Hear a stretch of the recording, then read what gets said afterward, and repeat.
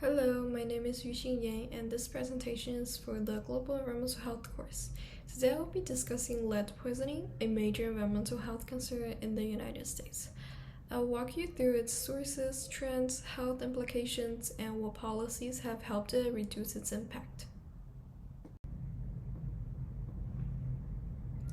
The purpose for this presentation is to analyze the impacts of lead poisoning in the US using data visualizations. My objectives are to examine trends in blood lead levels in children, identify key sources and geographic disparities in exposure, and present the broader public health implications of this issue through graphs, charts, and maps. Here's a preview of the visuals I'll be presenting. These include a line graph showing trends over time, a bar graph comparing state-level exposure, a pie chart of lead sources, a table of health effects, a geographic map of U.S. hotspots, and a case study in the Flint, Michigan crisis. This line graph illustrates the average lead levels in U.S. children aged 1 to 5 years using data from the CDC's NHANES. As you can see, there's been a dramatic decline from 15 micrograms per deciliter in the 1970s to under 1 microgram in recent years. This decline reflects the successful public health interventions such as a ban on leaded gasoline and restrictions on lead-based paint.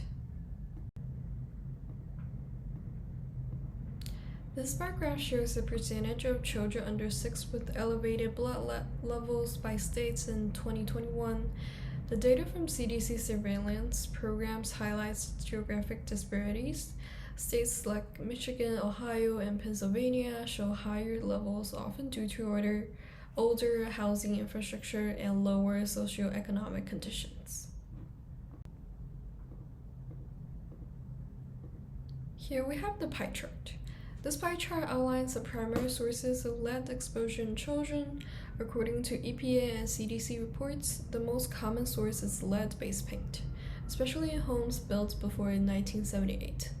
Other major contributors include contaminated water from aging pipe beds, lead in soil, and imported products like toys and ceramics. Here we have a table summarizes the health effects associated with increasing blood lead levels. Even at level below 3.5 micrograms per deciliter, children may face cognitive delays. Higher levels are linked to learning difficulties, speech delays, and extreme cases, neurological damage, and anemia. There is no safe level of lead in the body. Here we have this map. This map visualizes consensus tracts identified as high-risk areas for lead exposures. It combines multiple indices, highlighting both housing-related and socio-economic risk factors. Areas in black showing region identified by both models indicating a critical need for interventions. These include parts of New York, Michigan, Illinois, and Pennsylvania. The Flint water crisis is a tragic example of lead exposure resulting from policy failure. In 2014, a switch in water supply without proper corrosion control led to widespread contamination. Over 100,000 residents were exposed, and more than 5,000 children were found with elevated blood levels. The crisis promoted a federal emergency response and highlighted the importance of infrastructure oversight. Preventing lead poisoning, policy, and public health action. Several key policies have helped reduce lead exposure in the U.S.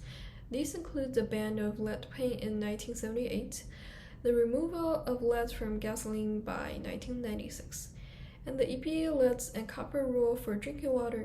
The CDC also recommends routine screening for children in high-risk areas. Additionally, housing interventions and educational outreach, including nutrition programs like WIC, help reduce the risk of lead absorption in vulnerable populations.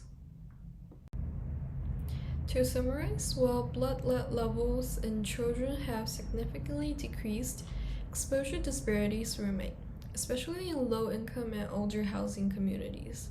The main sources of exposure include lead paint, contaminated water, soil, and imported goods. Strong policies, measures, and community levels interventions are critical to eliminating this persistent health threat. And here is my reference page.